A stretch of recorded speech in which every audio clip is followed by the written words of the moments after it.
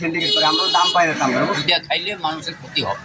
আচ্ছা, আমরা সরকার যে রেট আমাদেরকে দিছে বুঝছেন, সেই রেট আমরা পাই না। যদি কোম্পানিওয়ালারা রেট দিত, কোম্পানি এলাকাতে বেশি দামে আমরা বেচতে পারতাম। কোম্পানিওয়ালারা তো আমরা দামটা কম, সরকারও রেট বাড়িয়ে দিতেছে, কিন্তু কোম্পানিওয়ালারা রেট দেয় না, বুঝতে পারছেন? এই হলো অবস্থা। আচ্ছা, আমরা 50 টাকা থেকে শুরু করে 600 টাকার মধ্যে বেচা কিনা হচ্ছে, বুঝতে পারছেন? লবণের দাম আগে ছিল, লবণের দাম মনে করেন 920 টাকা, এখন লবণ হয়ে গেছে 1070 টাকা, আনতে আরো 40-50 টাকা খরচ হয় এক বস্তায়। তারপরে মনে করেন 11 টাকা খরচ করে দেবে একটা বস্তায়। লবণের দাম এইটা বাড়াই দিতে, বুঝছেন?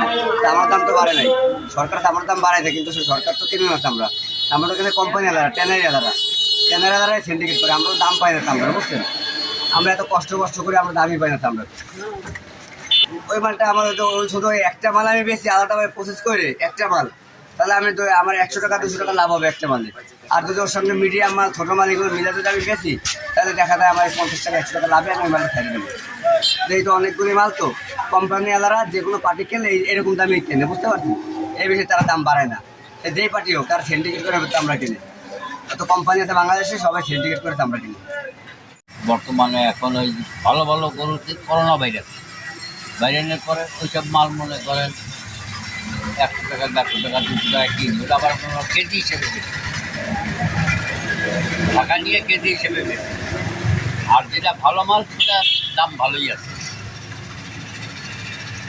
তো সেটা একটু আবার বলেন। আমি মনে করেন এই মালটা ভালো হইতো, তাহলে মনে করেন আমি মালটা কিনে আমার মনটাও ভালো আসতাম, দামও ভালো, বেচা কিনা করে আরাম পেতাম।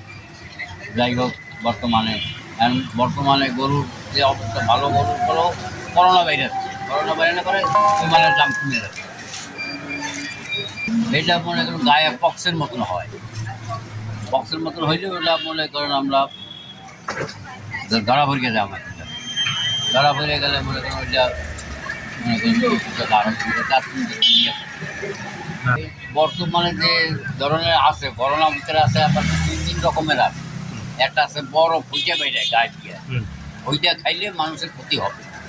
আর এইটা খাইলে কতটা ক্ষতি হবে সেটা আমার জানা নেই। আচ্ছা আচ্ছা।